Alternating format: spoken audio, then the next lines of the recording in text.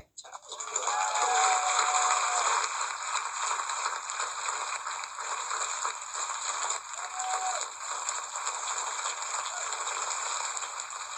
last of all, love and respect to my husband, Taylor Hackford, and love to my family who are sitting here joining me at the table. Thank you so much, guys. You mean everything to me. You know that. So I'm going to have a cocktail now. Wow, sit down. I order you to sit. Thank you. Thank you to the Golden Globes. You know, this organisation has always held a little piece of my heart, as it was the very first organisation in America to give me an award.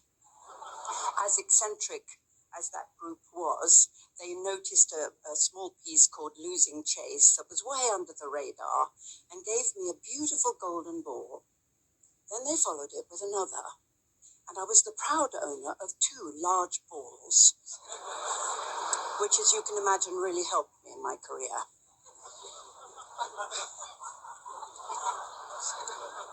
The DeMille Award was described to me as a career recognition, but I prefer to think of it as a life lived, a life survived, a life enjoyed, a life sweated, and a life carried on, hopefully.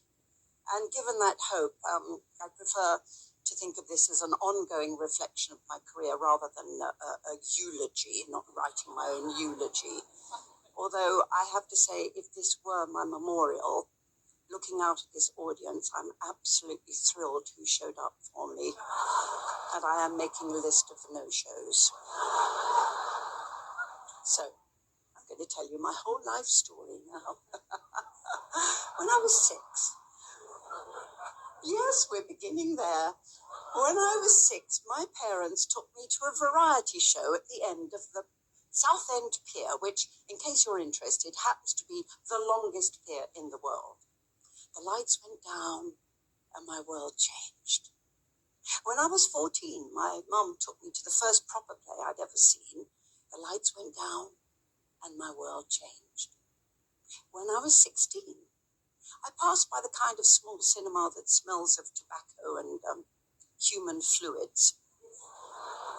And I went in to get away from the rain, and the lights went down and my world changed.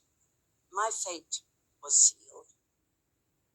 So while doing my wondrous job, I have encountered swans on the river at Stratford-on-Avon, knights on horseback, all the mortuaries in Manchester, an audience of 200 Tuareg men riding camels, I'll tell you that story later,